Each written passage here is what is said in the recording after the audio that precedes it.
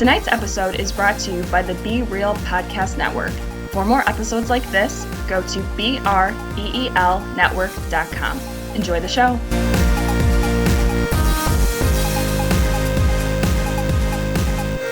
There are like different styles of the way bomb makers make their bombs, I think. Yeah. And my guess is it honestly beats me, but I'm sure there must be like a universal way that it's kind of done. Like not one particular way, but I'm sure there's not like, oh, I've never seen a bomb like this before. I'm sure that's few and far between. But it's that. also like the person who he's always on like the headset with. The person who's like Googling whatever to do. I don't even know. They're obviously in a safe distance enough away from the bomb, from the explosion. They're not going to get hurt. But it always Googling what to do. It always ends up with them being like, "You don't fucking know what to do." So the guy, is it the green wire or the red wire? Yeah. Hold on, let me Google it. Hold on, Googling. Siri, which wire? The guy's like, I gotta cut it. And he waits till it's 0001 and he just cuts one. I feel like, I don't know. There's this game called Keep Talking and Nobody Explodes, where it's like a two-player kind of game, usually played in VR, where one person is a bomb diffuser and the other person has like a list of directions they got off the internet from the manual of this game. And what it is it's like little mini games that are on the bomb that you have to complete, where it's like, okay, we've got here's a section, we've got 6 wires, here's the order of the colors of these wires. This is how many batteries are on the bomb. The bomb does not end at a valve, kind of thing. And that'll usually tell you like, okay, we have to cut this wire and stuff like that. And then there's other like little mini games on there. So that's like the closest thing to like a game I've ever seen of that. Yeah, I wouldn't know what to do. I'd be like, oh fuck, I'd get out of here. But welcome back to For Your Distraction. I am Scott, and the melodious sounds you're hearing with me, as always, our good friend Adam. Adam, happy holidays, Merry Christmas, and Happy New Year. That's right. It is our New Year's show that we're doing. I guess you call it our holiday show. But we are here the day before New Year's Eve. When we're recording this show, yes. Day before New Year's Eve. When we were recording this show, this should be out, hopefully, New Year's Day. Oh, okay. We'll see. Me and Scott, we're going to a New Year's Eve party tomorrow night, so we'll see how much we gonna get crunk. Yeah, boy. So we'll see how much I get done tomorrow. But as of right now, it is 2017 as of we are recording this, and my God, we are leaving back 2017. It's about fucking time. Holy shit. This year has been horrendous with the amount of deaths that we had, all the amazing people, the amount of celebrities and people in higher up positions that we found out who are just grabbing women by the pussy and, just doing and just saying just horrendous things, and just the amount of information. It's been horrendous. It's been horrible. Football players aren't catching passes, for God's sakes. I think the low part of my 2017 was January 20th, 2017. And that is officially the day that Donald Trump took office. And he has been... You can say that started everything. It has been everything we dreamed and hoped it would be. He has been nothing but shit. And I'm not surprised. Are you surprised? No, I'm not surprised.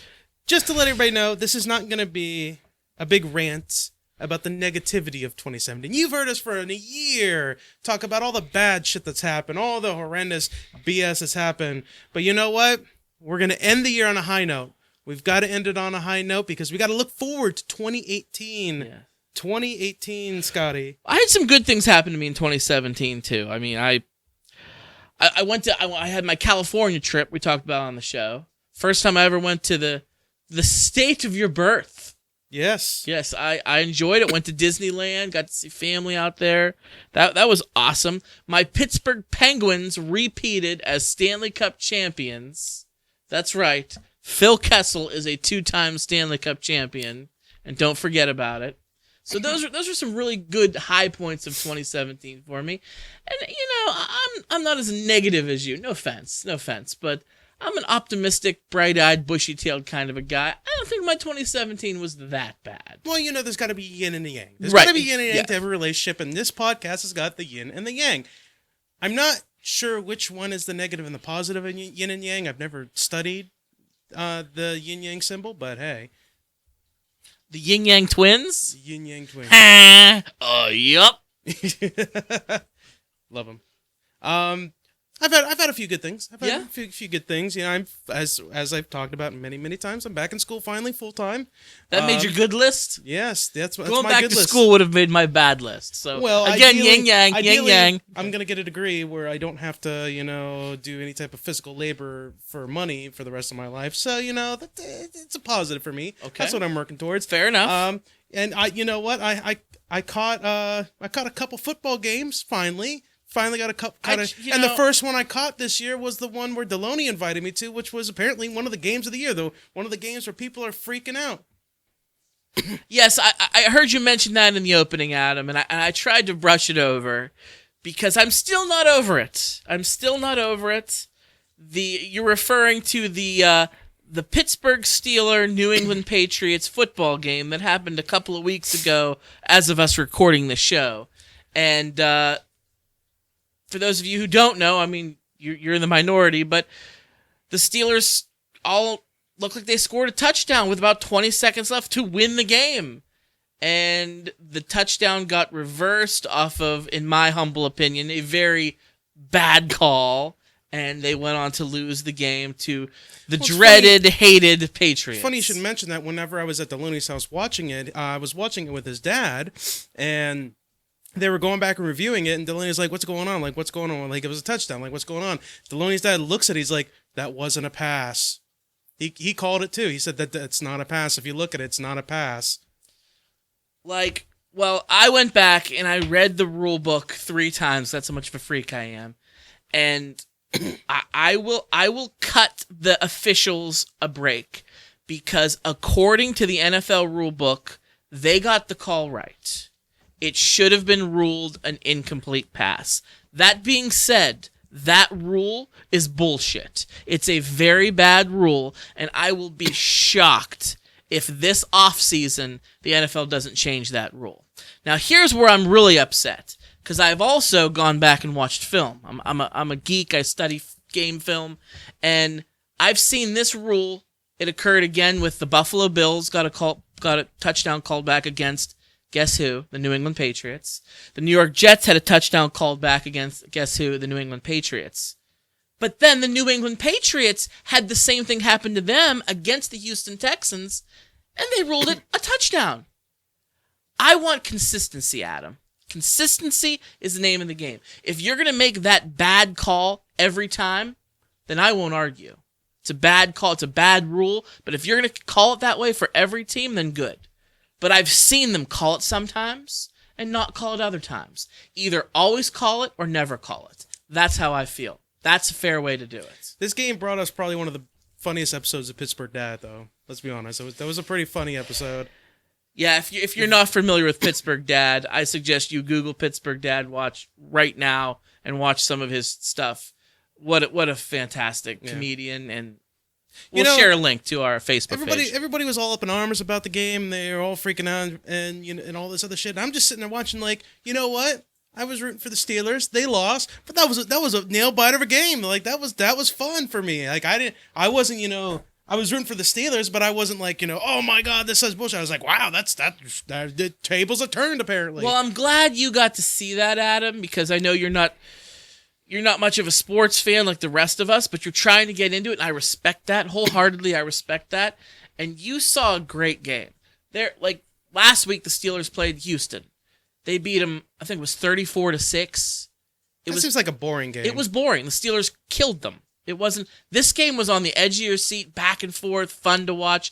That's how football should be. And now you know why we love it so much, because it's exciting. It's exciting, but not every game is exciting like that. Unfortunately, you can get some duds in there. So Scott, you brought us 2017's last beer of the show. Right. This is the final yearly beer of the show that we're gonna do. What do you have for us tonight? Okay, so a little backstory on this one. It's very cold here in Western Pennsylvania. Yeah, it's where like we're 9 recording this. degrees outside. It's very No cold. joke. There's feet of snow. It's the dead of winter right now. And I had this beer in my outside fridge. What's in a garage. So a lot of people have a garage fridge you keep your drinks in. And I'm going to call bullshit on Indiana Jones and the Kingdom of the Crystal Skulls when he hides in the refrigerator to escape the atomic bomb blast. Yeah, so my fridge out there doesn't keep the freezing air out of the fridge. I had a couple cans of pop in there that they exploded all through my fridge. And the beer I had in there, beer has some alcohol in it so it doesn't freeze, turn into a block of ice. But it got really, really cold. Not just fridge, but a fridge from what? It's 1950s? It's an 1960s? old fridge. Yeah, at least. No, I'm talking about the Indiana Jones fridge, okay? Fridge Right. technology has, accelerated since then. Well, the fridge in question that I have at my house isn't quite as old as the fridge featured in the Kingdom of the Crystal Skulls. Yes. But it's a very old fridge nonetheless, and it wouldn't keep radiation out. I'm sorry. It's not lead lined, I suppose, but it kept the frigid air, the 0 degrees that it goes down to at night has gotten in, and it made our beer very cold. And when you and I open them now, it exploded like a volcano. When the warm air mixed with the cold beer. We've had some beers that have done that before, but nothing like this. This just went everywhere. It made a mess. So you would have gotten an A in your elementary school science fair project for this. Yes, I would have. You got the blue ribbon. But we're under control now. We got it all cleaned up. This beer is an Imperial Red Ale from the Lavery. Either way. Lavery Brewing Company in Erie, Pennsylvania. Tell you what, Erie right now. Jesus, they got it worse. Yeah, your old neck of the woods, your old stomping grounds where you used to go to school. It made national news. They have 54 inches of snow right now. Christ. They got 34 inches of snow alone on Christmas Eve. I've seen pictures of some of my friends that live up in Erie. They can't open their front door. The snow is piled so high. They had to climb out a window to dig their door out so they can get outside. Like, it's a state of emergency in Erie. That's ridiculous. The highways are closed. Still, after a week, the highways are closed. It's a nightmare up there. But that's where this beer is from. It's the Imperial Red Ale from the Lavery Brewing Company. So what do you think? You go first. I like it. It's a pretty good beer. As I've said, I'm not a big fan of the bitterness, but my palate is becoming more attuned, I guess you would say, to the bitter beers. This isn't too bitter, but I'm enjoying it. It's decent beer. It's not a very dark beer. It's a amber colored beer, I guess you would say. It's a little bit darker than an amber. I'd say it's more red. It's more Auburn, you'd say that? Auburn. Very good. Auburn. Like, Yes. Yes, former art student here. Yeah. Yes, I guess you would say it's an Auburn colored. No real wow factor to it. It tastes like a regular red ale. It goes down smooth though. It goes down nice and easy. It doesn't set at the bottom of your stomach. It's a good beer. I'd recommend it. Definitely. It's a recommendation for 2017. Okay. I enjoy red ales. I like them. This one, being Imperial Red Ale, it's got a little bit of a hop flavor to it, a little bit of a bitter, but not like an IPA, not like overbearing. Yeah. It's good. I'm a little bit upset with the explosion that happened. But that's can't judge that on the beer. I can't blame the beer. Yeah. We lost a lot of good soldiers on that hill. So, yeah. I'm gonna give it a 3.75. It's above average. Above average. It is above average, but like you said, there's no wow factor. And I agree with that. So that's the Imperial Red Ale from the Lavery Brewing Company in Erie, Pennsylvania. Now, as we said before, we're not going to get into a large diatribe about 2017's low moments. We're going to talk about what we loved about 2017. More specifically, we're going to talk about our favorite movies of 2017. Right. We did this last year. It's going to be our yearly thing. We're gonna rate and review and do like a top 5 of movies of that year. So I did this. I went back and I thought of the movies that came out in 2017 that I've seen. I didn't see that many, Adam. Yeah. Fine print on the bottom of this episode. Okay, we saw like maybe 10 movies, if that. Like that's gonna be my New Year's resolution for 2018. I'm gonna try to get out and see a lot more, not just the big ones like Black Panther and Avengers and all that stuff. I'm gonna try to get out and see a lot more of them. So I didn't even see Justice League. Christ. Yeah, I haven't seen it either. I think I chose not to see that movie though, because I heard it wasn't great, and I didn't want to sit through 3.5 hours of not great. So yeah, I went to make my top 5 list, and I realized that I had seen seven movies of 2017. And I said, that's going to be a pretty shitty top 5 list. We were taking 5 out of 7. So this week, I made an attempt to watch a few more. So this week alone, I watched 3 movies that came out in 2017. You might be more than me. So I got to 10. 10's my magic number. But we've probably seen some different ones. You and I have a lot of the same taste, so we might have some of the same movies on our list. But let's just go ahead and kick it off. I tried. Just so everybody knows, we've all heard us talk about our movies, particularly me. I tried my best to kind of eliminate some of the comic book movies, because if I'm being honest, all the comic book movies would be on there, and that would just be the top 5. So I'm trying to be a little different. I'm trying to give some of the other movies a better chance. Judge them based on some different criteria than normally do. It's your list. You can do what you want. So go ahead. You go first. If I had to pick my number 1 movie that I saw this year, it'd have to probably be Logan. Okay. I'd give it to Logan because, yes, comic book movie, but it was so much more than a comic book movie. It wasn't your normal, comic book kind of story. It told a really, really amazing story. For those of you that have not seen Logan, even if you're not a fan of comic book superheroes or anything like that, see this movie. It just told a genuinely good story. The character development was good. It's supposedly supposed to be, rumor, Hugh Jackman's last go as Wolverine, so I think he went out with a bang in this one. Unless he comes back, then we know that Hollywood just lies to us all the time. Well, things have changed. He did say that. Hugh Jackman did say that Logan was going to be his swan song. He was going to retire the character Logan, Wolverine, Weapon X, whatever. But then shortly after the movie, we talked about it on the last show, Disney acquired the rest of the Marvel Cinematic Universe from Fox. So that means Disney now owns the rights to the X-Men. And I guess, from what I understand, Hugh Jackman put a tweet out there that said, it would be pretty cool to be Wolverine in an Avengers movie. So I'm not saying it's going to happen. We shall see. Not saying it's going to happen, but there is a small possibility of Hugh Jackman maybe being Wolverine. We'll see what they have to do with it. So I'm gonna do a little bit different than you. I'm gonna work from the bottom up. Okay, fair enough. So I didn't really put it in order, but I think I have an order in my head. And right off the bat, I'm gonna cheat. Because I have a tie for number 5. Oh, you bastard! So I'm gonna give you 2, and I don't care. So tied, 2 movies tied for my 5th slot, my 5th favorite films, 2017. First one I have. Pirates of the Caribbean, Dead Men Tell No Tale. That's right. I forgot that movie came out yes, this year, too. It would have made my list anyway, but... Okay, that's fine. I love the Pirates of the Caribbean films. The first one, Curse of the Black Pearl, that came out in 2003, is one of my top 10 favorite films. I love it.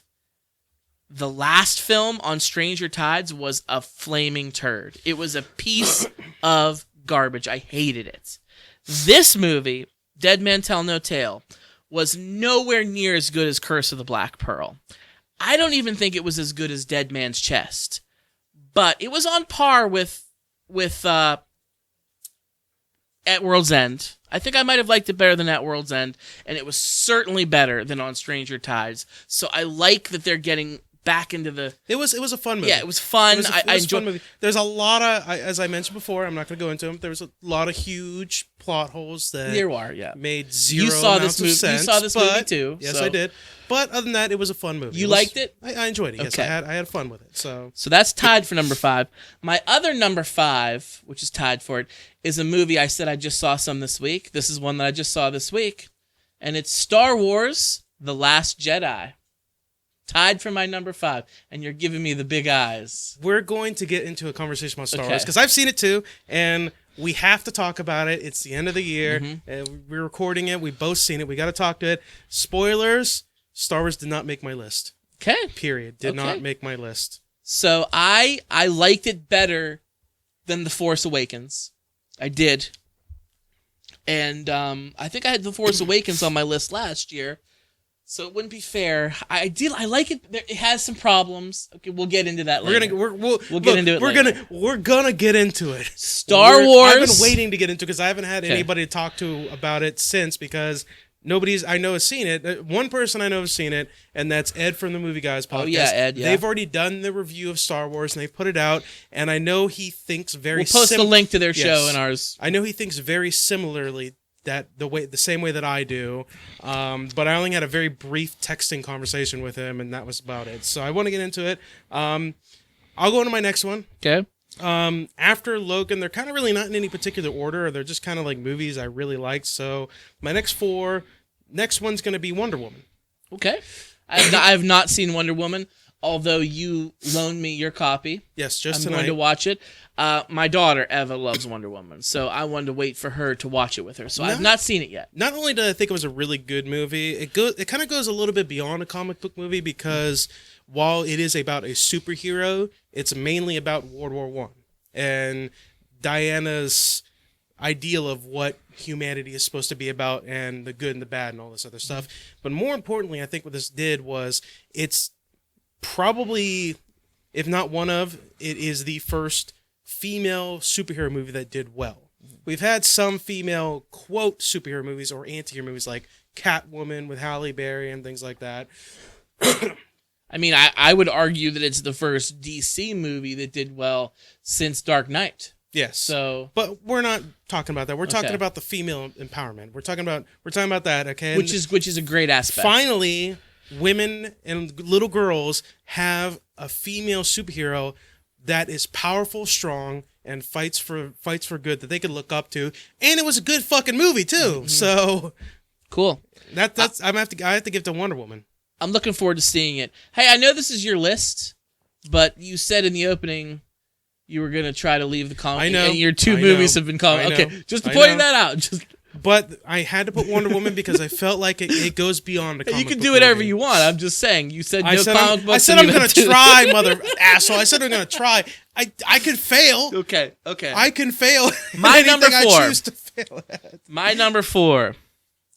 Spider-Man: Homecoming is my Fair number enough. 4.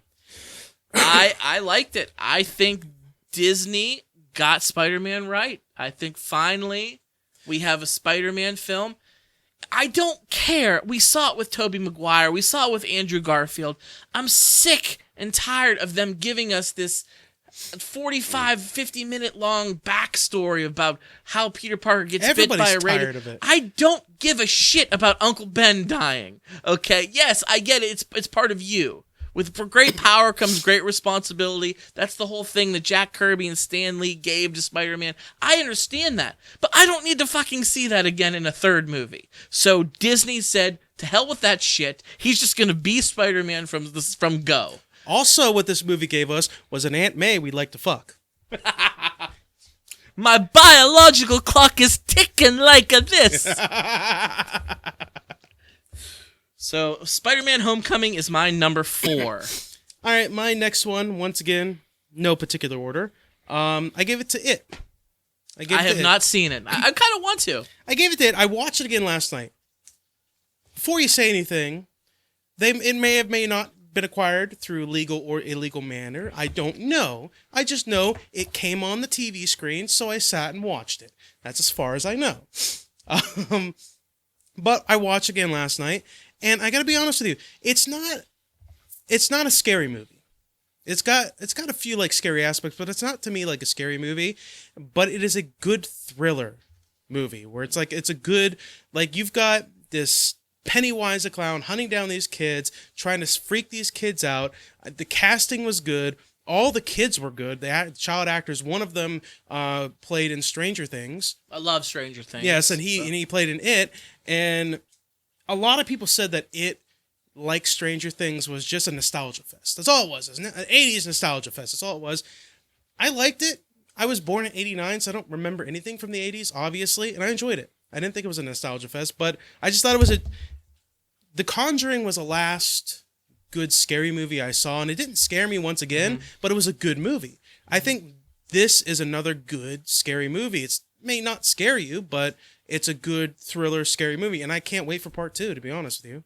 The only bad part about part 2 that I'm going to say is it's not a spoiler. We all know it. It's going to take place when they're adults. So we're not going to have the same cast of kids. Right. I'm nervous about seeing. I don't know how I'm going to react to the whole killing of innocent children thing, but hey, it's a movie. I get it. But yeah.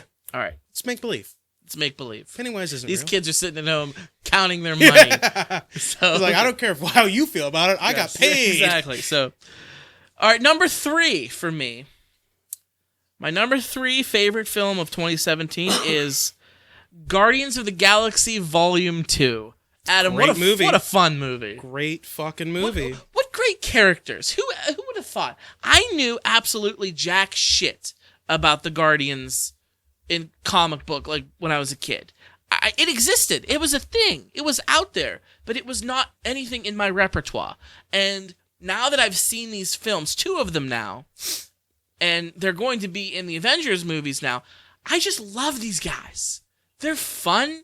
Like, I'd want to hang out with them. It's Guardians of the Galaxy Volume 1 was maybe one of the first Marvel movies that really brought that hyper fun aspect to it. All the other movies, they had like little jokes here and there. The first Guardians of the Galaxy movie was just pure fun, pure sarcastic fun. There was, a villain and they had to fight stuff, but it was pure sarcastic fun. And Volume 2, it just upped the ante, in my opinion. It did. So Very much like Volume 2, Guardians of the Galaxy. That's my number 3. okay. My next one, once again, no particular order, is going back to another comic book movie, but it might be my last one, Thor Ragnarok. I want to see it. You have not seen it? I really want to see this one more than anything. This movie is amazing. It took the idea of Thor and I'm going to honestly say it Guardians of the Galaxy is what it did. Like, it still had its stakes and it still had, Thor, gods, and all this other stuff, but it Guardians. Jeff Goldblum is one of my fucking favorite characters in the entire movie, and he's not even he's a big role, but he doesn't have as many scenes as most of the other characters. Like, I loved Jeff Goldblum's character.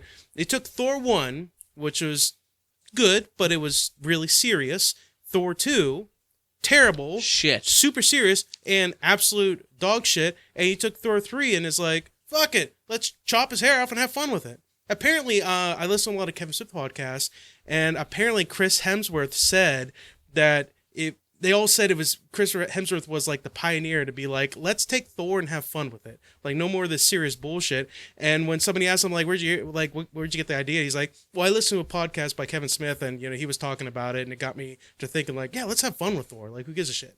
So that kind of makes me a little happy, because it's like this guy in the low end of the totem pole affected a fucking Marvel movie. So, all right.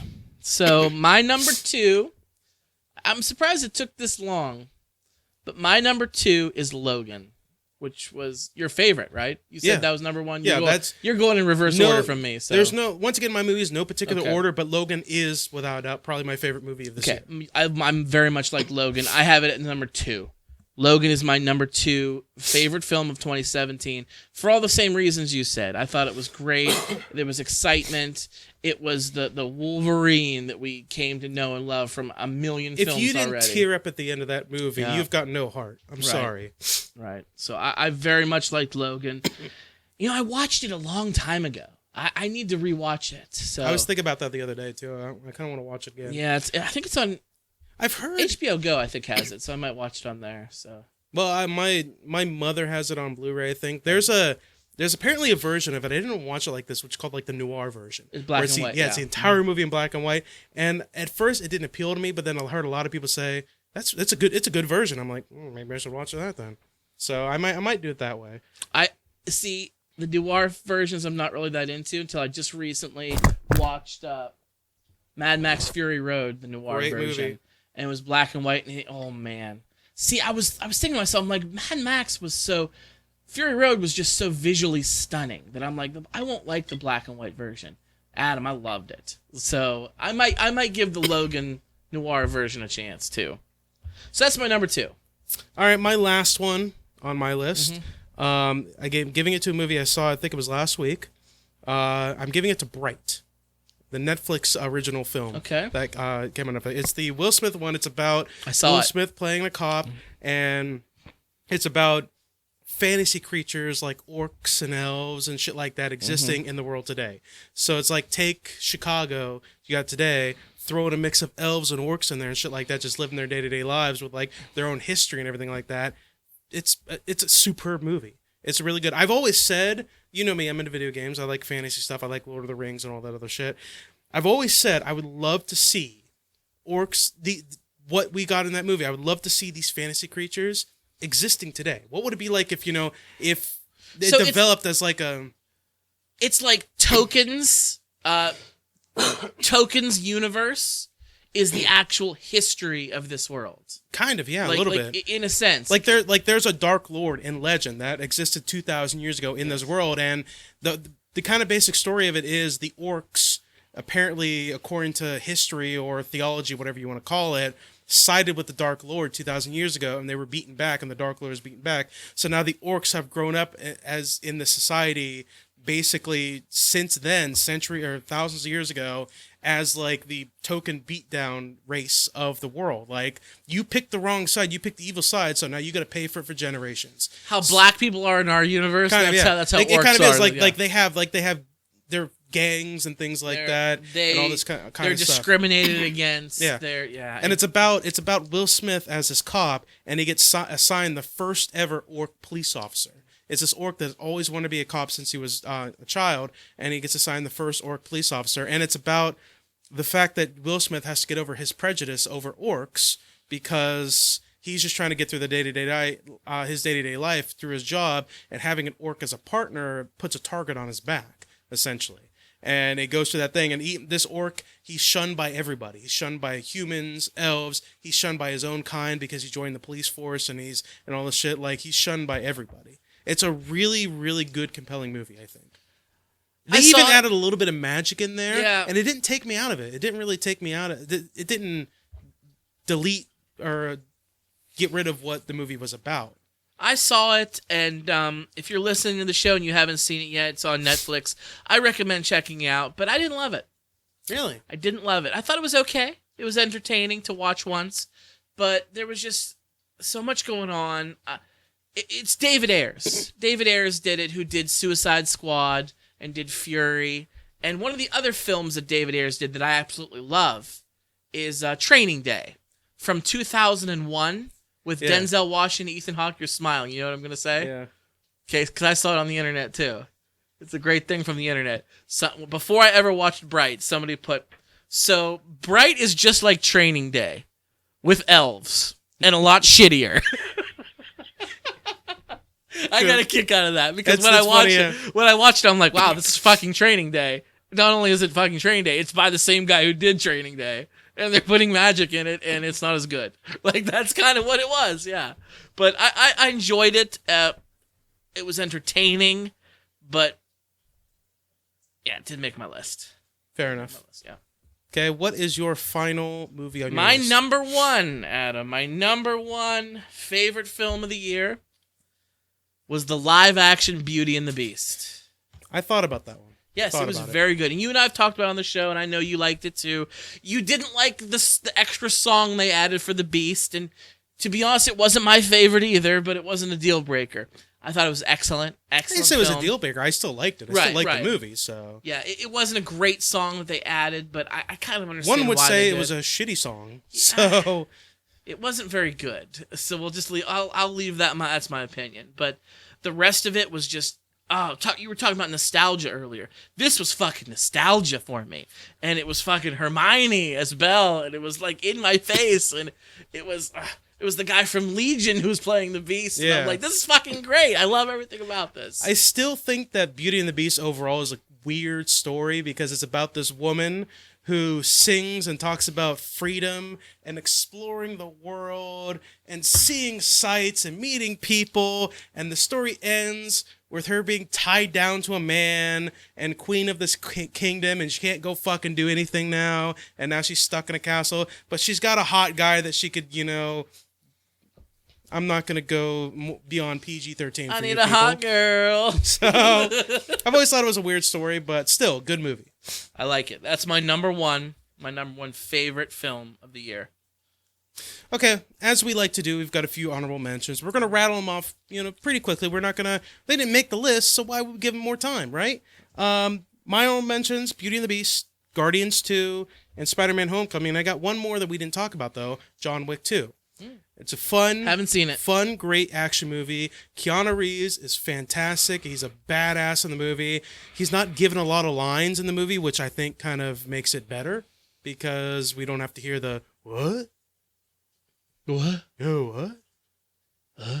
Yeah. Strange things are afoot at the Circle K. Righteous. So it made it better. Great movie. If you haven't seen either of them, they're both really good movies. Take a gander at them. Okay, I got a couple honorable mentions myself. You're going to be surprised, I think, on this one. I have Kong Skull Island as an honorable mention for me. It was a good movie. Didn't make any of my lists. I enjoyed it, and it exists in the same monsterverse, if you will, with the 2014 Godzilla Flaming Turd that I absolutely hated. Not a flaming turd, but okay. I hated that not movie. Enough, you liked it? Just not enough monsters. That's all. Yeah. Too much Scarlet Witch, not enough Breaking Bad, and not enough fucking Godzilla, and that's what the movie's called. Yeah. All right, we're not going to talk about that. We're going to talk about Kong Skull Island. I thought there was enough monsters in it, and I liked it. Yeah, it's good. It was better than the Peter Jackson King Kong we got with Jack Black and Adrian Brody's back in the early aughts. That movie was entirely too long and entirely too ho-hum. This is every King Kong we've ever seen. This is a new take on it. This is completely different King Kong.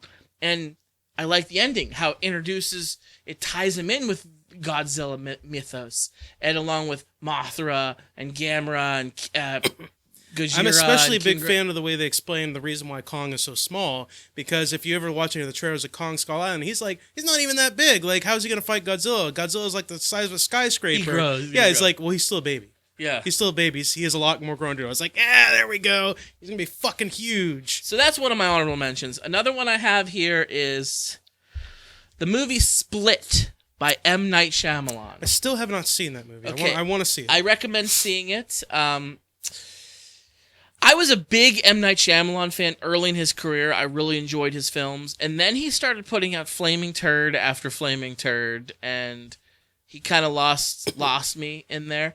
But this is kind of a return to form film with him.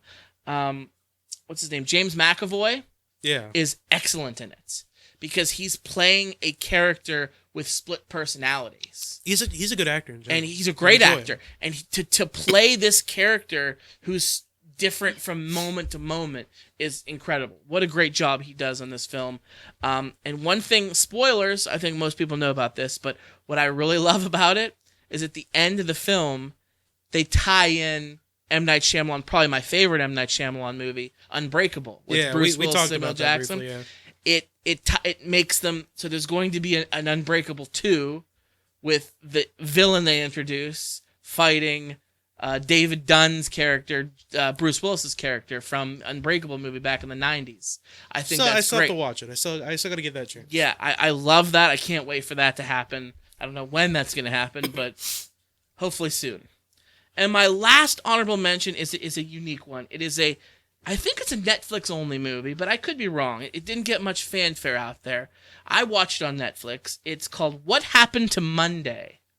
And it's really unique. The actress who was the main character, her name escapes me. She was in Girl with the Dragon Tattoo. Yeah, I know what you're talking about. Dark-haired, pretty. She is... It takes place in the future, and it's... There's a famine. There's no food. So scientists discover this way to create large plethoras of crops, but the chemical they use... It's people. It makes women have multiple children. So now the Earth has an overpopulation problem. So of course the government steps in and they allow you to have one kid only and no siblings, and they like kill the rest. Oh, Yes. Is this? Keep explaining. I think Okay, I know what you're talking so- about. Sorry. The story opens up with this woman who has 7 kids, who has 7 babies, and she goes to some back alley to have the kids, so she doesn't have them taken away. And this actress, Naomi, plays all 7, just like James McAvoy did a great job. She did wonderful playing all 7 of these people, and they're raised by their grandfather, who's played by Willem Dafoe. Love him. And what happens is they get found out, and they have to like save each other, and each sibling's named after a day of the week, Monday through Sunday. Oh, that's interesting. So they each have one day where they're allowed to leave, while the other 6 have to stay. They can't be seen. And it's a really cool movie. That's interesting. That's interesting. It was a really cool movie. You can tell it was kind of a lower budget film. Yeah. Glenn Close was in it. But check it out. It's on Netflix. What Happened to Monday is one of my honorable mentions. I enjoyed it. All right. Well, that's our favorite movies of 2017. If you haven't seen any of those, obviously, we recommend them all. We're going to briefly just, kind of give you our movies of 2018 that we're looking forward to. There's a plethora of movies that are coming out in 2018, and we're looking forward to a lot of them. Obviously, we're not going to talk about them ad nauseum that we have been. We don't really know too much Yeah, yet, because we so- haven't seen them. We don't know what's going on, but we're looking forward to What movies are you looking forward to coming out next year, 2018? What All right. movies are you going to line up at the theater day one? Yeah. I can give my list first. Okay. I'm just going to rattle them off real quick. Avengers, Infinity War, we talked about that at nauseum. And basically, we did an entire episode about that almost. We did an entire episode about the trailer, so that's how excited we are for this one. I'm looking forward to the new Jurassic World, Fallen Kingdom. I want to see what that's all about. I like the first Jurassic World, so I want to see what that's all about. Deadpool 2, obviously. You're not one of your favorites. I'm looking forward to it. I'll probably see it, but not high on my list. Black Panther. That comes out like in 2 months, a month and a half actually. So, Incredibles 2. I forgot that movie is going to be coming out. Yeah, I'm looking forward to that. I forgot about that too. I've been looking forward to that for a long time. Yeah. This is something that needs to happen. The New Mutants. That looks like it's going to be very interesting because it's the X-Men universe, some mutants, but it's written kind of like a horror movie. So I want to see what they do with that. That looks really. I think Maisie Williams plays in that. She is, The new Pacific Rim is coming out, Uprising. Those movies aren't good, but they're entertaining as fuck. I want to see giant robots fighting giant monsters, so that's why I want to see this movie. I want it to be fucking Voltron, though. I don't want it to be Pacific Rim. Like, let's do fucking Voltron already. Well, there's some big ass monsters in this one, so who knows what they have to do? I don't know. Looking at you, Saban. Apparently, Venom is supposed to be coming out this year. Okay. That's a Tom rumor. Hardy, right? I think so. That's a rumor. I think I don't know, but I hope it's coming out this year. I want to see what they do with that. Ant-Man and the Wasp. Looking forward to that. So you're looking forward to every movie coming out, basically. Basically, yeah. And Fantastic Beasts, a new movie's coming out. I want to see that. I want to see that one too. So I'm really super mega looking forward to the new Jurassic film. Yeah. Is it called Jurassic Park 5 or is it called Jurassic World 2? It's called Jurassic World: Fallen Kingdom. Oh, they don't go with a number. That's smart. Yeah. Smart. Okay. So I'm looking forward to that. I love those films. I'm looking, like you said, Avengers, the Infinity War. Yeah. So stoked for that. But here's one you forgot to mention that I'm looking forward to. I don't know. It might not be good, but I don't care. I'm going to go watch it. And that's Solo, a Star Wars story. Yeah. By Ron Howard. I didn't forget to mention it. I chose to leave it out. Oh, come on. I chose to leave it out. Come to leave it out. There's been so many rewrites and so many director changes. I've heard that movie. I've heard things about the movie from people that are there. It's set up for failure. It is so set up that's for failure. good if you set the bar low. I mean, Han Solo is my favorite character in the Star Wars universe. Is he your favorite character because it's Han Solo, or is it because you love Harrison Ford? Which is it? Well could be. Which is it? That's the I big mean, question. I love Indiana Jones. I love Blade Runner. Not Maybe o- I fucking love Harrison Yeah. Ford. Okay. Not only does this movie have a big hurdle because of all the things that have been going on with it. It also has another big hurdle of, is he going to be a good Han Solo? Is this new guy going to be a good Han Solo? Is he going to do well, or is he going to wreck it? Freaking Rogue One, I thought was a good movie, but there were no characters pretty much from any previous movie that weren't CGI. There was one or two, and then there was Darth Vader, but he had like a brief scene. He was a badass, but other than that, like Rogue One had basically all new characters for most of the movie. Yeah, you know what? Maybe it's just I love Harrison Ford. It might be that. Yeah, so. I love 7 days and 7 nights, so maybe I fucking love Harrison Ford. So that's we got to remember that. We got to remember that. Well, I'm gonna watch that. I'm so. still gonna go see it too, but we'll see. We will see. What else you got on that? That's it, man. That's yeah. You kept it short and sweet. I like kept it. it short and sweet. I wanted to spend a lot of my time. I'm looking forward to, and this might not just be 2018. I'm looking forward to seeing what Disney does with almost absolute control of the Marvel franchise. The Marvel Cinematic Universe has grown exponentially with the acquisition of Fox and the majority of Sony too. I mean, they're still doing the Venom movie and things of that. I get that, but I'm just so excited to see all these comics, all these characters that we loved come to the big screen and done the right way. I have a theory about that. It's going to go into our conversation about Star Wars. Okay. But we're going to talk about Star Wars now. You really want to talk about Star Wars? I haven't had a chance to talk about it with anybody, really.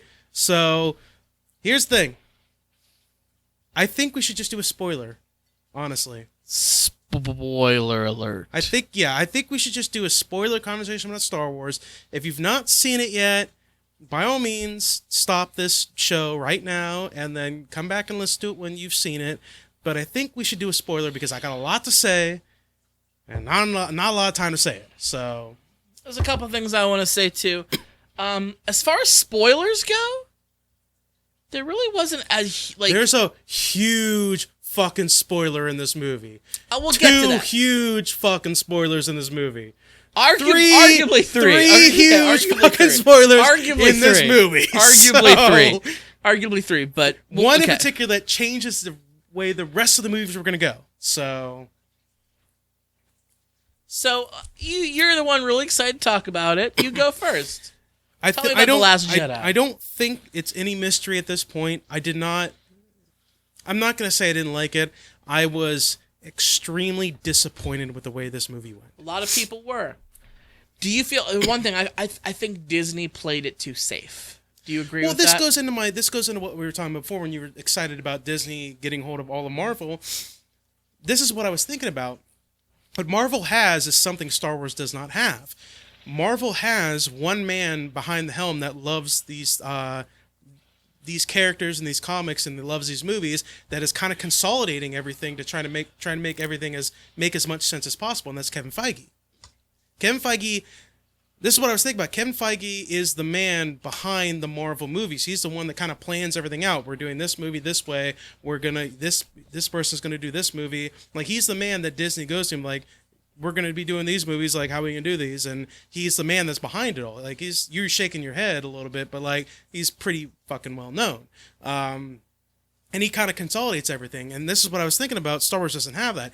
Disney's just writing the checks for the most part. Like, when it comes to the Marvel movies, most of them at least, Disney kind of just writes the checks, and they have obviously control over it, but they leave most of what's going to go on to this man, Kevin Feige. Well, Disney does that with J.J. Abrams too. That's fine, but he took a step back with The Last Jedi, but it's no secret. And I think that was I think that was the problem. He's coming back for the third. And that's what I think we need. I think Disney. So what this means is the failure of Last Jedi is not necessarily on Disney's head, but I don't know. I feel like if you have to say that Disney did not fail with this movie, then you got to say that they didn't necessarily succeed with the Marvel movies. They just kind of wrote the checks and let Kevin Feige do, take most control over that. But Disney, I don't know. This movie was disappointing. I'm just gonna say that it's disappointing. I liked The Force Awakens, liked a lot. I forgave it because everybody said, "Oh, that's just A New Hope." Like, everything about the movie is just A New Hope. It's A New Hope, and I was like, I get it, but it was entertaining. It was fun, and it kind of restarted Star Wars universe on a good note, as opposed to the prequel trilogies that happened. So I forgave it for that. This movie screamed Empire Strikes Back and Return of the Jedi. Kind of together. Yeah, they put them together. From the crawl, that always goes up at the beginning of the movie. I was so excited. I was like, the freaking opera music came on. It was like, dun, dun, dun, dun, dun. It was like Star Wars. John Williams came on. I'm like, yes, fucking Star Wars. And then I started reading the crawl, and I looked. I was like, so you're doing Empire Strikes Back? Because it literally said that the First Order has tracked down the Resistance after the defeat of their powerful weapon, and they finally found their base, and now the Resistance has to escape. I'm like, that was the beginning plot to Empire Strikes Back. Luke blew up their ultimate weapon, now the Empire is tracking down the Rebellion, and now the Rebellion has to escape. And I'm like, don't do this. But all right, whatever. They're doing this. I was like, whatever, do it, fine. Let's see what's going on. I love the opening sequence. I love Poe and his assault on the First Order's fleet that came to chase after him. I thought it was really good, and it showed in the beginning that they're willing to take losses, that basically the entire assault fleet, while they completed the mission, the entire assault fleet was destroyed doing that, essentially. And it showed that Poe, while being a badass, still has more growing to do. He can't just be a flyboy, kind of like Han Solo, where he just does what he wants to do. You know, he's being bred to lead. He's got to lead. Will never be Han Solo. No, I'm just saying, but like he's got to be bred to lead. That's what they want to do. They want to breed him to lead, and you know he's got to learn that lesson. After that, it started going downhill for me, honestly. Like, I had a brief text message conversation with you, and I could tell you didn't want to talk about it. You want to save it for the show. I did. Because I was getting into it a little bit. This movie started out as Empire, and basically the main plot was an episode of Battlestar Galactica. I don't know if you watched the Battlestar Galactica series. So wait, because I watched some of the original Battlestar Galactica from the not 70s. That one, the sequel series. I didn't watch too much of that. A lot of people did, and actually Ed was the one that pointed it out to me, and I realized, yeah, that's right. That it rings tons of bells. Basically, the entire main sub story is the First Order figured out a way to chase them through light speed. And now they're chasing them down, and they can't jump anymore because they're running out of fuel. So the First Order is kind of bombarding them because apparently their ships are too big to chase them down, whatever that means. It's a thing. But it's physics. Physics exists in space, Adam. Physics does exist in space, but anyway, that's basically the plot of an episode of Battlestar Galactica. There was an episode when the fleet with Galactica, the battleship, escapes Caprica, their home planet.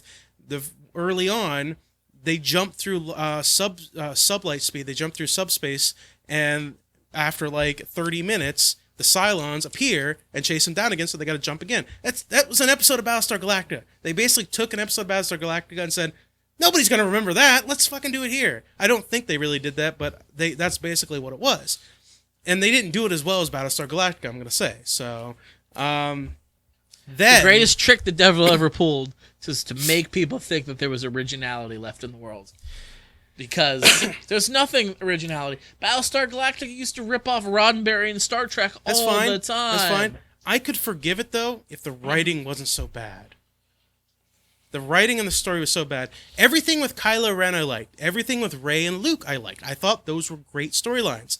Everything else sucked. So I sucked. You didn't like the whole great tale of Finn and Rose going to the gambling planet. And I was going to get into that. I got a whole rant about rescuing the space horse. And I got a whole rant about that. Let's hear your rant then. That's what we're here for. That's what people are tuning in to listen. My rant about that is, first of all, the plan made no sense. The plan made no real sense. Let's be honest. They needed the guy. They needed a guy that they didn't know that existed, and they had to go leave the fleet, use precious fuel to go to this planet that nobody knows that this guy exists. There's apparently a guy, not the guy they were told there was apparently, but it's a completely different guy that ex-machina himself into the situation. So they got the guy. The whole fucking storyline makes no sense. It's a whole subplot that just takes you right out of the movie. it takes you right out of the movie into a completely different movie. Like if this was a TV series, that would have been one episode right there. So one story. So they get the guy. Not only they get the guy, Benicio. they get the guy. They get Benicio. Which what was the actor's name again? What's his name? Benicio del Toro. Oh, I thought. Sorry, my bad. Yes. I was thinking you were talking about the character's name. Yeah, Benicio del Toro. I don't know what his character's name was. Completely wasted in the movie. He's fucking wasted in the movie. All right? They get the guy. They get onto the fucking starship so that they can... Basically, the whole thing is somehow this lead ship can track the fleet, which is why they need a hacker to get them in to get into this area so that the engineer can shut down this tracker. Doesn't explain how this ship is tracking it. It just says it can track it. Fine, whatever. Moving on. I would have loved it if there was like a spy or something like that in the Resistance. So you wanted a Geordi Data conversation about how the tracker works. No, I wanted something. You don't get that with Star Wars. You get that with Star Trek. I did. The flux capacity of the polarity of the. I don't need a Geordi. I don't need a Geordi Data tracker, but I need there to be like one or two lines just thrown in there, and be like, oh, we managed to launch a tracker and it's outside the hull of a ship, or we've got a spy in their system. See, That's all I need. That's all I need, and I'm like, cool, let's do it. I thought Laura Dern was the mole. I'm not gonna kid you around. I thought Laura Dern was the mole. Turns out there is no mole. It just happens. No. So whatever, fine. Moving on. So not only do they get onto the ship. So is Dr. Sadler available? So not only they hack into the door, they go to shut it down. They get caught doing it. Yes, they do. They get caught doing it. They get caught hard. And then Benicio del Toro character is the one that betrayed them. And then he fucking leaves. So basically, what we're saying is the entire subplot with Finn and Rose didn't make any difference. Made zero difference. Poe will never be Han Solo because Benicio fucking del Toro is going to be Han Solo. I loved him. That's fine. But then the whole basically what it means is the whole 30 minutes or so that we spent on this planet with Finn and Rose, all that time that we spent on there, you might as well not cut it out of the movie because they get caught and it doesn't matter. They freed a space horse, Adam. They freed space horses. Yeah, they're free. It's like basically the writers needed a reason for the ships to be able to detect the smaller ships when they left the main flagship. They needed a reason. They were like, I don't know how we're going to do it. Okay, this entire subplot fails. And then, the dude betrays them and somehow tells them about this and that and the other thing. Let's talk about the escape plan, too. Let's talk about that. All right? This whole thing would have worked. I thought you want to talk about Leia's free dive. Oh, I'm getting into that. Let's talk about the escape plan first. Okay. The escape plan, the logic of the escape plan is for this person who's in charge. We'll get into why this person is in charge when Leia is not in charge, but this person is in charge of the entire fleet, takes over as temporary general, whatever, and she's got this plan. Mm-hmm. But nobody needs to know what the plan is, though. Nobody needs to know what the plan is, but she's got a plan. It's a need to know basis, Adam. However, if she would have said, I've got a plan, I have a plan. You don't need to know, but I have a plan that we're going to get out of here. You don't need to know. I've got a plan, though. Trust me, I've got a plan. Poe would have never sent Finn and Rose to this planet. Yes, he would have. If she would have said, we have a plan, just chill, homie. He would have been like, what's the fucking plan? She's like, I'm not fucking telling you. You could be the mole. You could be how they're tracking me. I don't know you from Adam. And you wanted me to tell you our secret plan. No, go fuck yourself. Go fuck yourself. Then fine. And he's gonna be like, fine, then I'm sending this guy and that girl. I'm gonna send them away. But for this plan to work, though, people would have to have known. People would have known and get things ready. So there would have been widespread enough gossip around the ship that it would have probably gotten back to Poe. I'm making assumptions. I'm just saying. But what I'm saying is, had Poe been informed about this plan, he would have never sent Finn and Rose to this planet. They would have never got caught, and their plan would not have failed. It was terrible writing. Horrible writing. It was not great writing. It was there for no reason. And then it all ends with everybody being friends after, Poe gets knocked out when he tries to take the bridge and shit like that. It all ends with, I think I like him. He's going to make a great soldier one day. The fucking dude just held a gun at you and held you hostage. He's responsible for hundreds of deaths. because And all of a sudden, you respect him now. Shut up. Like seriously, shut up. Now let's get into Leia's fucking dive back into the ship. Let's get into this. Let me tell you, I spent half this movie like this. She's a Skywalker. You can't see it. I had my head tilted to the side with my mouth half open, like, okay, There was no, unlike Force Awakens, there was no wide-eyed, oh my god, this is so amazing. Let me tell you why I hated it. For those of you who don't know, when the flagship is attacked, a TIE fighter shoots missiles at the bridge of the ship where Leia's sitting, blows up the entire bridge, and everybody that did not get blown up by the fiery massacre of hell, the hellfire, gets sucked out. Leia's one of those. And I thought that's how you're afraid you're going to get sucked out. I thought that's how they were going to deal with Carrie Fisher's death. Yes, Me too. I thought they were going to send her out like that. I was like, well, that settles that. I was like, I guess that's how we're going to do it. Okay, it's a sad moment. I'm like, it's sad. Carrie Fisher died in real life. Now we have to watch Leia die. Oh my god, this is so sad. And then they pan the camera out to space, and you have a close-up on Leia's body. I'm like, oh my god, we actually have to watch Leia drift into space. So horrible. And then her fucking eyes pop open. I'm like, no. And then she reaches her hand out and fucking Jesus herself back into the fucking empty bridge. Forces herself. Opens the she door. She forces herself. Yeah, okay. She uses the Force, opens the door, and does that. I can forgive the fact that she can use the Force because she's a Skywalker, and she can do that. I can't forgive her being out in the middle of the vacuum of space and surviving. She holds her motherfucking breath. No, you can't do that. That doesn't work. Jedis can. Well, she's not a Bullshit. Jedi. She has the Force. She's not, but she's not a master of the Force.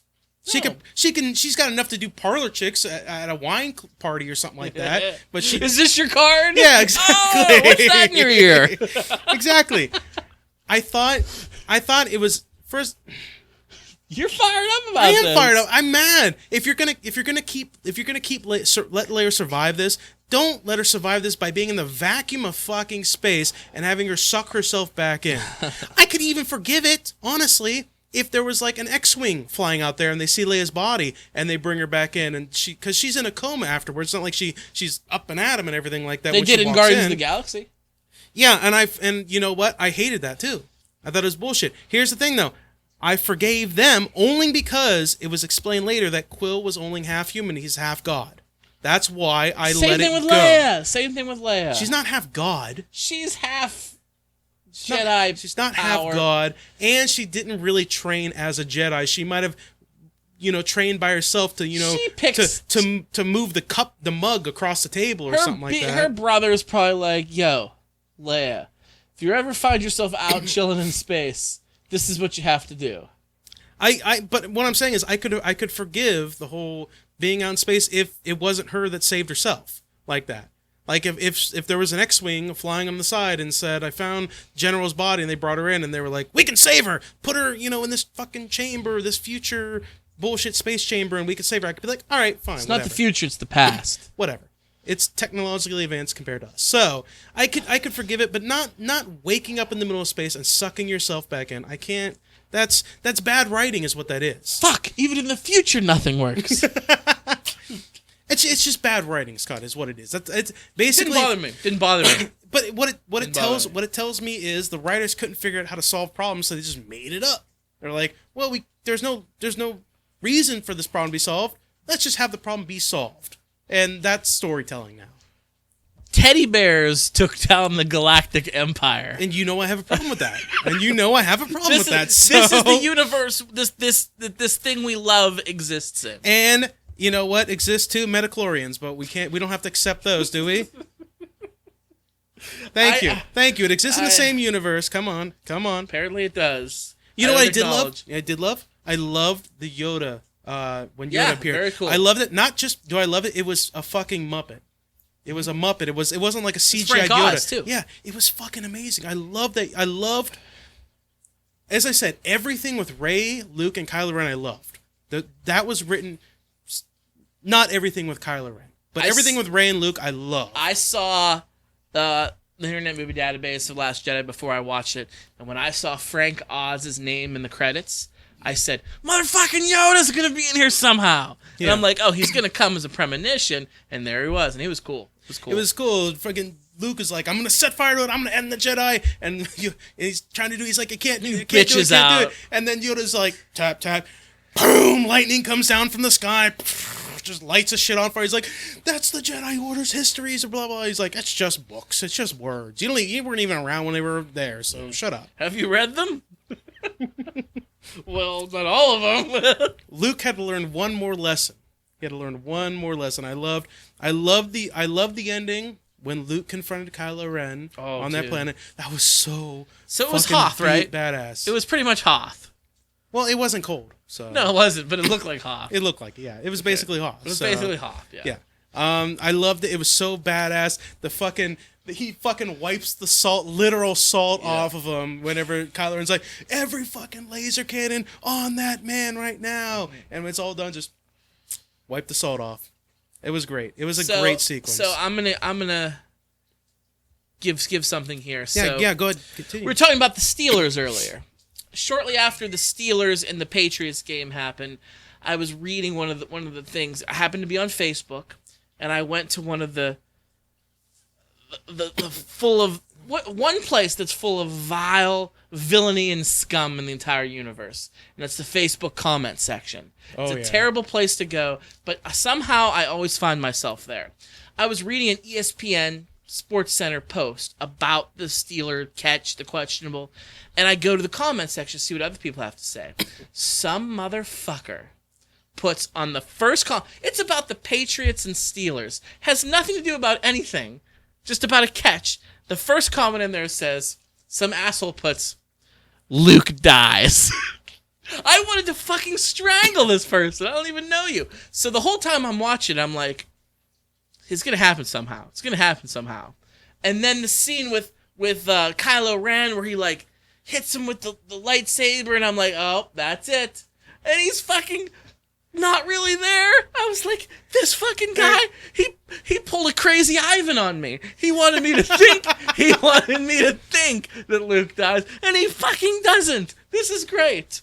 Go ahead, Adam. And then, by the way, I love this part so much. I thought it was fitting.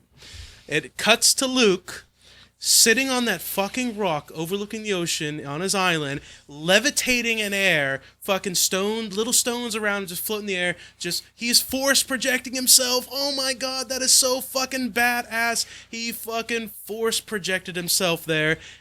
And it ends with Luke's death. Luke, he gave up the force years and years ago.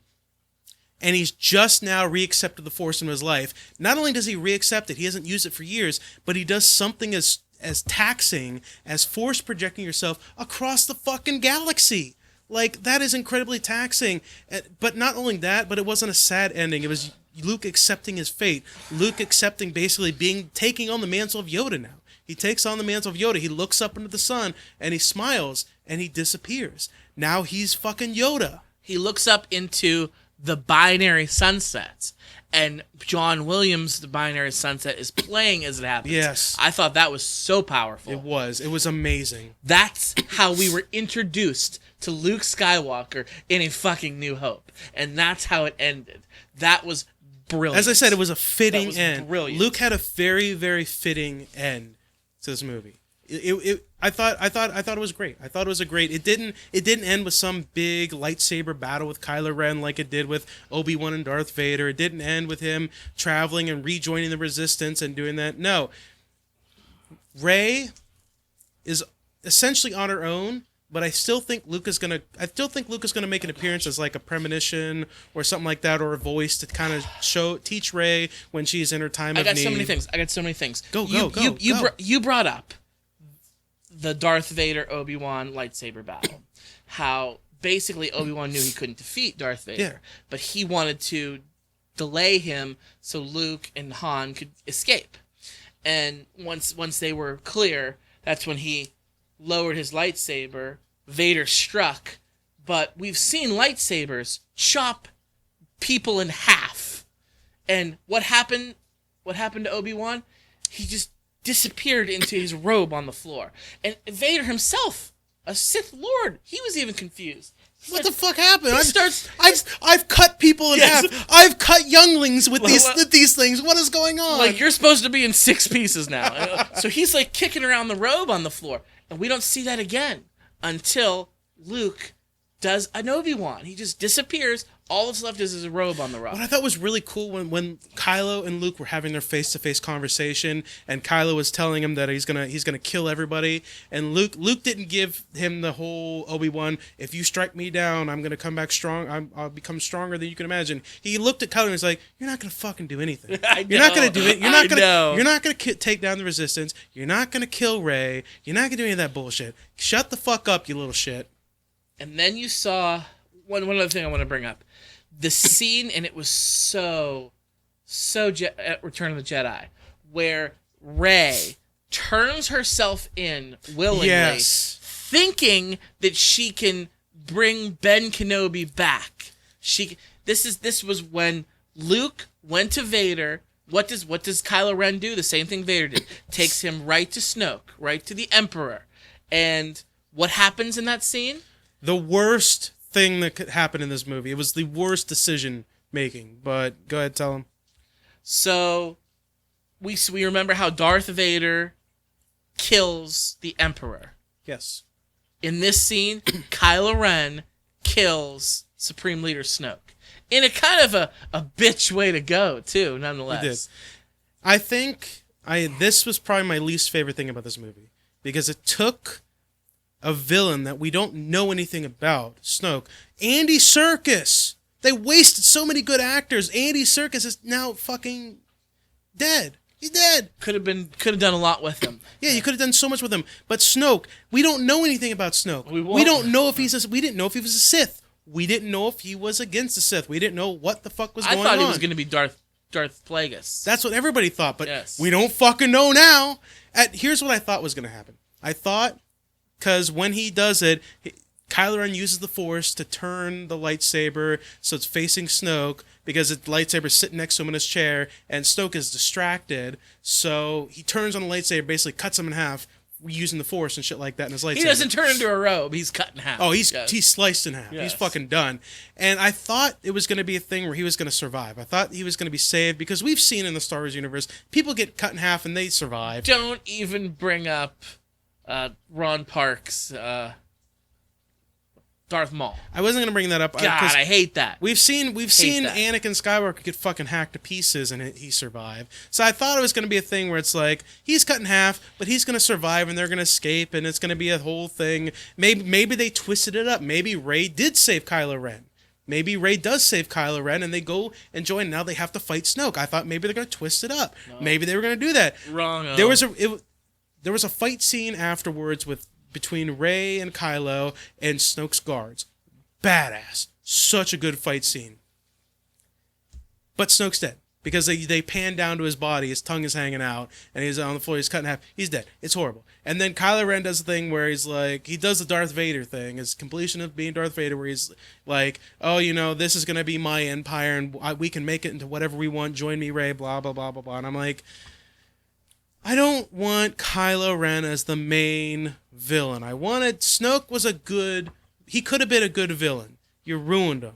You ruined Snoke. He did this really badass Force lightning where he whipped it on the floor, it ricocheted off the floor and fucking hit Rey. It was fucking cool as shit. He was being pimp about his fucking Force. It wasn't just like, like fucking the Emperor. He was like, psh, psh, hit him. It was really cool. And they ruined it. They fucking ruined it. It was terrible. I don't like it. Kylo Ren he's aggressive and he's got a temper, but he's not the same kind of villainy we expect from a Sith Lord or a Snoke or something like that. The person that leads the army, Hux, he's not that much of a badass. He's kind of a bitch. Like, we've got some bad villains now, in my opinion.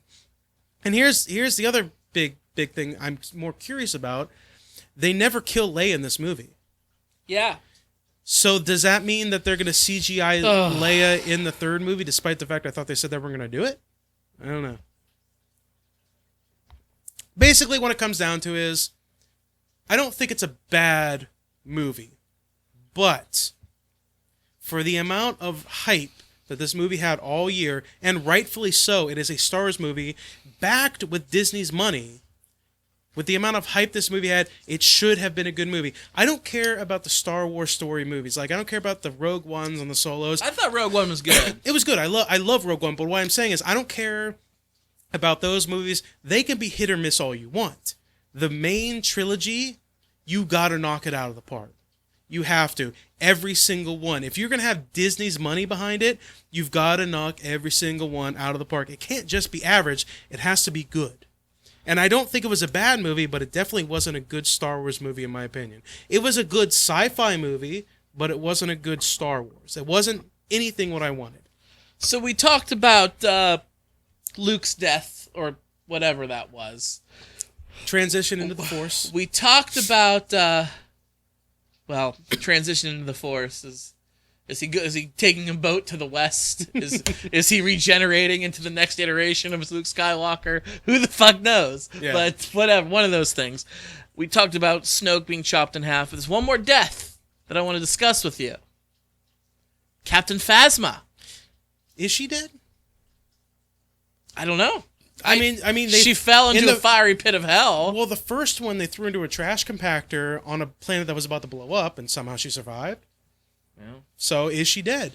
I hope she's not, because it's a waste. So if it's not, she is the Boba Fett of the new trilogy. Yeah. Because everybody fucking loved Boba Fett. They all had hard-ons for Boba Fett. He had hardly any lines. He was not a main character. He didn't become popular until years later. Yeah, people just liked him after the fact. Captain Phasma, Brienne of Tarth. I feel like she was wasted. She was wasted, is what it was.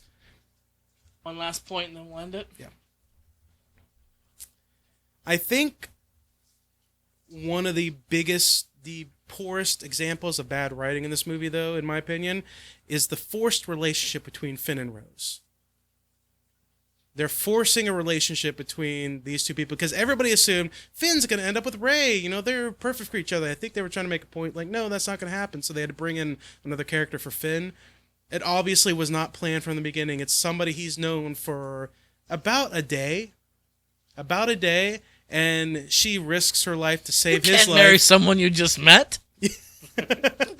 Exactly. It's like, they know each other for about a day. She risks her life to save his life.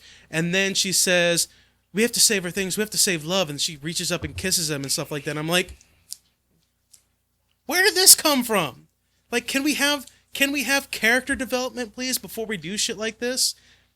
Like, it's like teenage love. It's like a 15-year-old saying, I just had my first date with this guy. He's my boyfriend now. Like, I love him. We're going to get married someday. It's like that. It's like, can we have some character development? I don't mind if they're going to hook up, that's fine, but can we develop that relationship a little bit? Maybe don't do this until movie 3. I kind of wanted to see Rey and Finn get together because she's going to be a Jedi, so that's not going to happen. What do you mean that's not going to happen? It's going to happen. It didn't. But she's not interested in that too. It didn't stop Hayden Christensen and Natalie Portman from getting down. And we saw how that ended. Get down on it. Well, whatever. Well, here's why. But if you pay attention to Rey's character, she didn't seem like she's interested in that kind of shit. She wants to find her place in the universe, and that. So.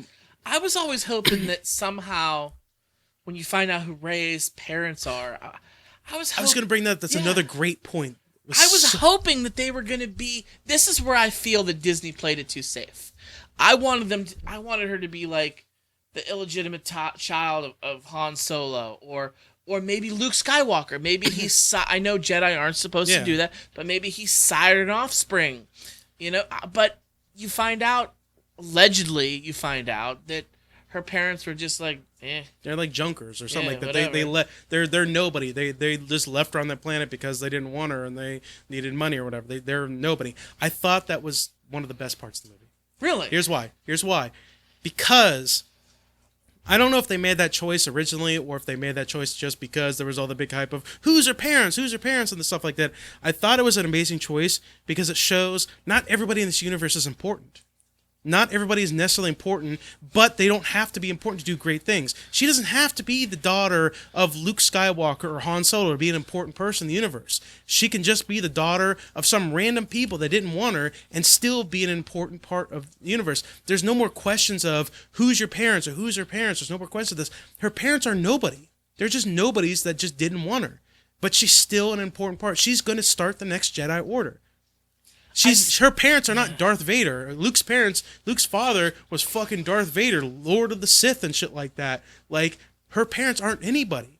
But she's one of the most important people in the universe right now. Yes, now. Now she's the last Jedi. Yes, she's become one of the most important people in the universe. Who's the last Jedi? Who is it? It's Rey. But she didn't do it because her dad was Han Solo, or dad was Luke Skywalker, or mom was Leia. She didn't do it because of that. She did it because she's just a regular fucking person who was force sensitive. It kind of shows it at the end too. We at the end we see the boy. We see the boy in that shop on that planet who has the force. Yes. He's 2 feet away from the broom and he forces the broom into his hand. He's a regular fucking person, but he can be a Jedi. That's what you get when you find a 6-year-old slave boy on Tatooine, and he was a nobody, and he turned out to be. Yeah, I thought that was one of the better parts of the movie. That was one of the better pieces of writing. I would love to see Finn and Rey get together, and I know she probably won't have a love interest, but it would make Bigot's head explodes. A black guy. That would just make so many assholes mad, and I want that to happen. It would. I think it'd be better if she didn't end up with anybody, only because her character has never been somebody who's been attracted to men. She doesn't seem like she's interested in relationships. She likes Finn because Finn's her friend. If she doesn't get with Finn, she better not get with anybody, like you're saying. I don't want her to end up with Poe, because that would just be so fucking cliche. That'd be weird. He's a lot older than her, but he's a good-looking guy. They met, like literally just met in this movie. Like, there's going to be 6 more films, Adam. Don't you worry your little head. That's fine. I really hope J.J. Abrams comes back. He's going to come back for the next one, but I hope he sticks around for a while and fixes this dumpster fire that the Last Jedi was. And like I said, it's not a bad movie. I say it's a dumpster fire because you have to knock these ones out of the park. It wasn't knocked out of the park. It was more confusing, more poorly written with bad subplots, and kind of a bad main plot for the most part. So, come back, JJ. Come back, Abrams. Fix Star Wars. We don't need more prequel movies. Fix Star Wars, please. It was pretty. I'm going to say that. It was pretty. All right, let's give a shout out to the beer of the show, the Imperial Red Ale from the Laverty Brewing Company in Erie, Pennsylvania. Thank you guys for keeping us hydrated. If you'd like to get a hold of us, you can send an email to foryourdistraction@gmail.com. You can find us on Facebook. You can search for Your Distraction on there. You can like us. We're also on Twitter. Search for Your Distraction and follow us. You can tweet us at podcastfyd. There's a whole bunch of different ways to listen to the show. You can find us on SoundCloud by downloading the free SoundCloud app on your smartphone. Search for Your Distraction and subscribe to us on there. We're also on iTunes for your Apple people, and you can find our show on there. Listen to all of our shows there. You can write a review and rate us. That would be great. We really appreciate that. You can also find us on Podbean under the Movie Guys podcast. It's kind of like the hub for the Be Real Network right now. The BeRealNetwork.com, I think, is down right now as we're recording this, under construction. So in the future, you can go to www.BREELNetwork.com. Like I said, as we're recording this, it's not up, but in the future, it may be. But yeah, Podbean is the best way right now. Podbean's a good way to do it, or iTunes or SoundCloud by searching for Your Distraction. That's us.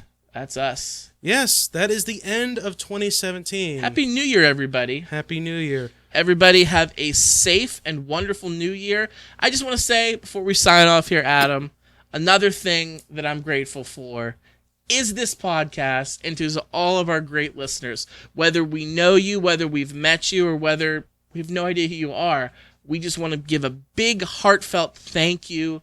We never dreamed that this show would be going on for as long as it was.